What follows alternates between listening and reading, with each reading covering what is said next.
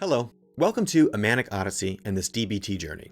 This video, we're looking at the skills used for obtaining objectives skillfully.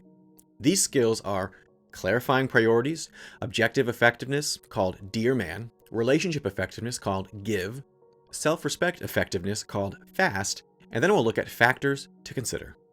To start, let's look at the first skill, clarifying priorities, to look at how to clarify our goals in interpersonal situations. If the context is to use objective effectiveness to get what you want from another person, here are some possible things you may be wanting. Your legitimate rights, getting another person to do something you want that person to do, saying no to an unwanted or unreasonable request, resolving an interpersonal conflict, getting your opinion or point of view taken seriously. When thinking about these possible outcomes, there's two very helpful questions to consider. What specific results or changes do I want from this interaction, and what do I have to do to get the results? What will work? If the context is relationship effectiveness, then keeping and improving the relationship may be the goal. In this instance, you may be acting in such a way that the other person keeps liking and respecting you, balancing immediate goals with the good of the long-term relationship, and maintaining relationships that matter to you.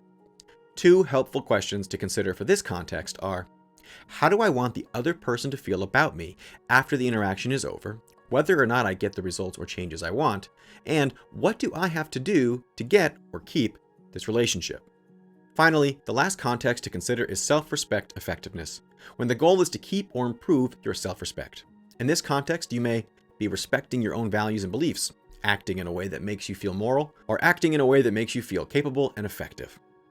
Two final questions to ask for this context are, how do I want to feel about myself after the interaction is over, whether or not I get the results or changes I want? And what do I have to do to feel that way about myself? What will work? Now that you know the three contexts, you can rank them in order of priority for you in whatever interpersonal situation you find yourself in. Here's an example. Let's say the situation is that my landlord is keeping my security deposit unfairly.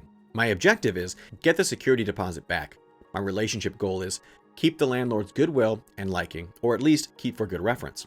My self-respect goal is to not lose self-respect by getting too emotional, fighting dirty, or threatening. Here's another one. A friend asks me to engage in illegal activity with them.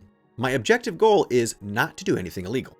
My relationship goal is keep a good relationship with this friend. My self-respect goal is not to go against my values. Feel free to make up a scenario for yourself and go through each goal to see how you rank them. That's it for this video. Next video, I'm going to share 18 cheerleading statements for interpersonal effectiveness before we dive into the next skill. Thank you for watching. Don't forget to like, subscribe, and share these videos and skills with anyone you believe will benefit. And I'll see you in the next one. Bye-bye.